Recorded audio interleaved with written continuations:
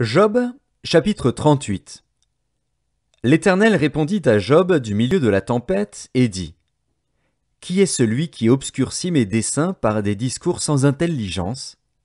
Saint terrain comme un vaillant homme, je t'interrogerai et tu m'instruiras.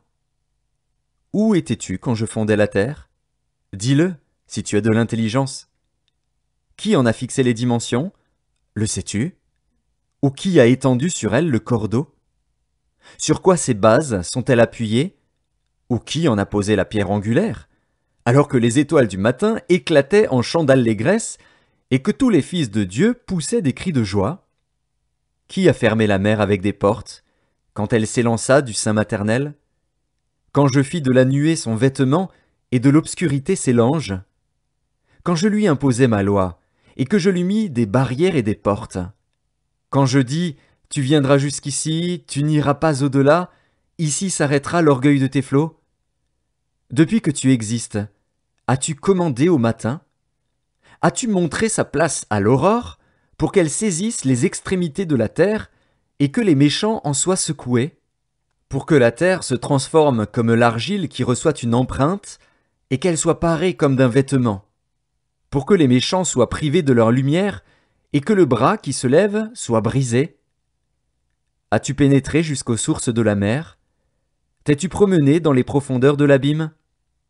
Les portes de la mort t'ont-elles été ouvertes ? As-tu vu les portes de l'ombre de la mort ? As-tu embrassé du regard l'étendue de la terre ? Parle, si tu sais toutes ces choses. Où est le chemin qui conduit au séjour de la lumière ? Et les ténèbres, où ont-elles leur demeure ? Peux-tu les saisir à leurs limites et connaître les sentiers de leur habitation ? Tu le sais, car alors tu étais né, et le nombre de tes jours est grand. Es-tu parvenu jusqu'aux amas de neige ? As-tu vu les dépôts de grêle, que je tiens en réserve pour les temps de détresse, pour les jours de guerre et de bataille ? Par quel chemin la lumière se divise-t-elle, et le vent d'Orient se répand-il sur la terre ? Qui a ouvert un passage à la pluie, et tracé la route de l'éclair et du tonnerre, pour que la pluie tombe sur une terre sans habitants, sur un désert où il n'y a point d'homme ? Pour qu'elle abreuve les lieux solitaires et arides, et qu'elle fasse germer et sortir l'herbe ? La pluie a-t-elle un père ? Qui fait naître les gouttes de la rosée ? Du sein de qui sort la glace, et qui enfante le frimas du ciel, pour que les eaux se cachent comme une pierre, et que la surface de l'abîme soit enchaînée ? Noues-tu les liens des Pléiades, ou détaches-tu les cordages de l'Orient ? Fais-tu paraître en leur temps les signes du zodiaque, et conduis-tu la grande ours avec ses petits ? Connais-tu les lois du ciel ? Règles-tu son pouvoir sur la terre ? Élèves-tu la voix jusqu'aux nuées, pour appeler à toi des torrents d'eau ? Lances-tu les éclairs ? Partent-ils ?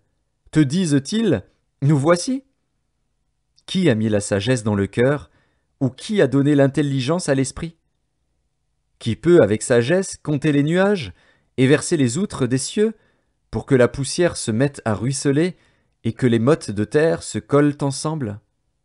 Chasses-tu la proie pour la lionne, et apaises-tu la faim des lionceaux, quand ils sont couchés dans leur tanière, quand ils sont en embuscade dans leur repaire ?